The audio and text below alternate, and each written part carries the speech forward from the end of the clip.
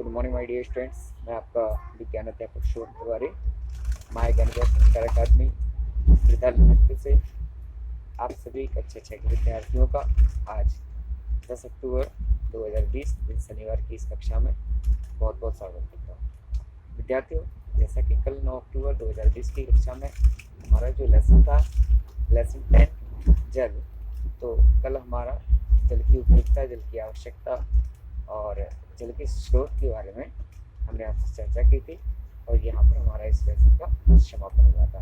विद्यार्थियों, आज हमारा एक नया लेसन अध्याय प्रारंभ होने जा रहा है जो कि बहुत ही महत्वपूर्ण विषय है और बहुत ही महत्वपूर्ण लेसन है, हमारे जीवन से रिलेटेड है। और लेसन 11, तो यहाँ पर जो हम बात कर रहे हैं लेसन 11 की, और लेसन 11 है एनर्जी यानी ऊर्जा।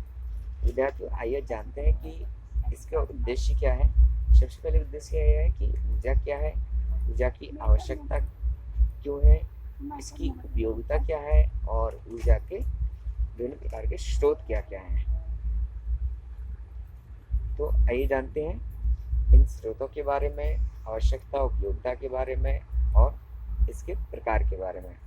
विद्यार्थियों, जैसा कि हम सभी जानते हैं कि हमारे शरीर में विभिन्न विभिन्न प्रकार के अंग हैं जो कि भिन्न भिन्न प्रकार के फंक्शन अर्थात कार्य करते हैं। जैसे पाचन क्रिया के दौरान प्रयोग किए जाने वाले अंग, श्वसन क्रिया में उपयोग होने वाले अंग, उत्सर्जन की क्रिया में प्रयोग होने वाले अंग और परिसंचरण परिवहन की क्रिया में प्रयोग होने वाले अंग, और भी अनेक क्रियाएं हैं जो कि हमारे आंतरिक शरीर के भागों में संपन्न होती हैं। तो विद्यार्थियों, इन सभी को संपन्न करने के लिए एक शक्ति की आवश्यकता होती है, ताकत की आवश्यकता होती है। तो वह ताकत, वह शक्ति क्या है? वही शक्ति हमारी ऊर्जा है। उस ऊर्जा की मदद से हमारे शरीर के विभिन्न कार्यों के समस्त भागों द्वारा ये क्रियाएं संपन्न होती हैं। अब बात यह है कि यह ऊर्जा हमें प्राप्त कहाँ से होती है। तो विद्यार्थियों, जैसा कि पिछले लेसन में जब हमने अध्ययन किया था तो आपको मैंने बताया था कि जो हम लोग भोजन ग्रहण करते हैं तो भोजन में पाचन क्रिया के फलस्वरूप जो ग्लूकोज बनता है, उस दौरान हमें भोजन से ऊर्जा का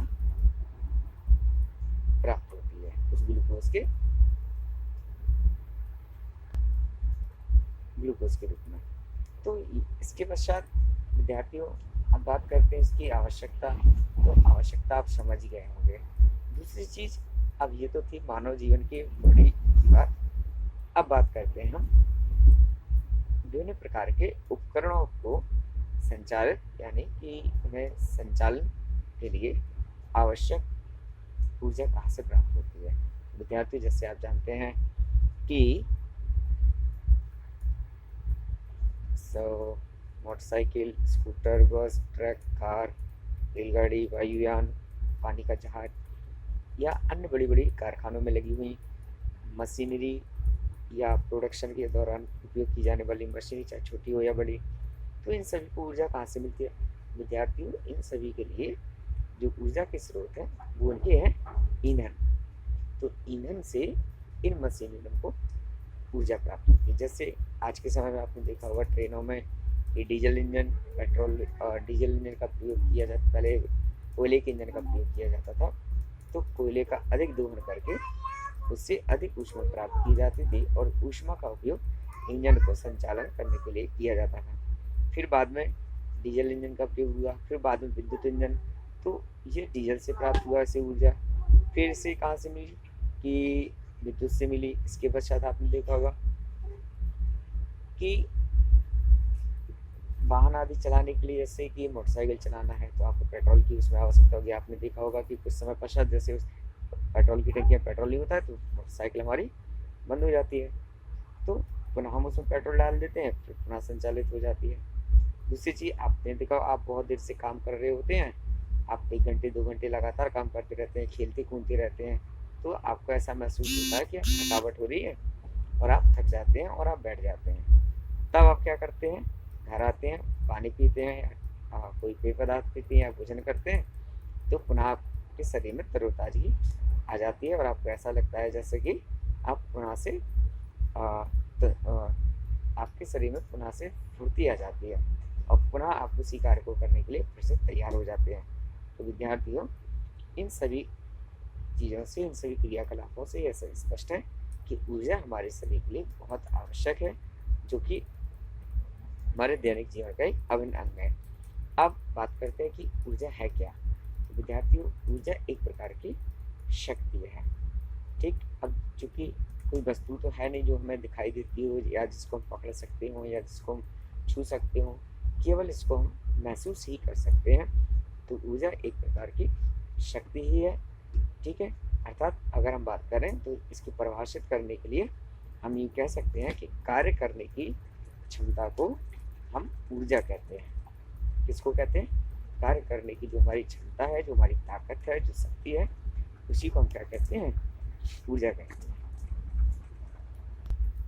अब बात करते हैं ऊर्जा के प्रकार की। तो विद्यार्थियों, ऊर्जा का जो ऊर्जा के प्रकार की बात करें तो ऊर्जा विभिन्न रूपों में प्राप्त होती है और इसका जो रूपांतरण है वो भी आपका एक रूप से दूसरे रूप में परिवर्तित होता रहता है। तो जैसे कि अगर हम बात करें तो गतिज ऊर्जा, स्थितिज ऊर्जा, यांत्रिक ऊर्जा, नाभिकीय ऊर्जा, जल ऊर्जा, वायु ऊर्जा, विद्युत ऊर्जा। तो इस प्रकार से ये ऊर्जा के प्रकार हैं। अब बात करते हैं जैसे कि गतिज ऊर्जा। तो विद्यार्थियों, गतिज ऊर्जा किसे कहते हैं? आइए इसको जानते हैं कि जब किसी पदार्थ या वस्तु में गति होती है और गति होने के दौरान उसमें जो ऊर्जा उत्पन्न होती है, इस ऊर्जा को हम गतिज ऊर्जा कहते हैं। ठीक, इसके बाद स्थितिज ऊर्जा क्या कहलाती है? विद्यार्थियों, किसी भी वस्तु या पदार्थ में उपस्थित वह ऊर्जा जो उसकी स्थिति के दौरान होती है।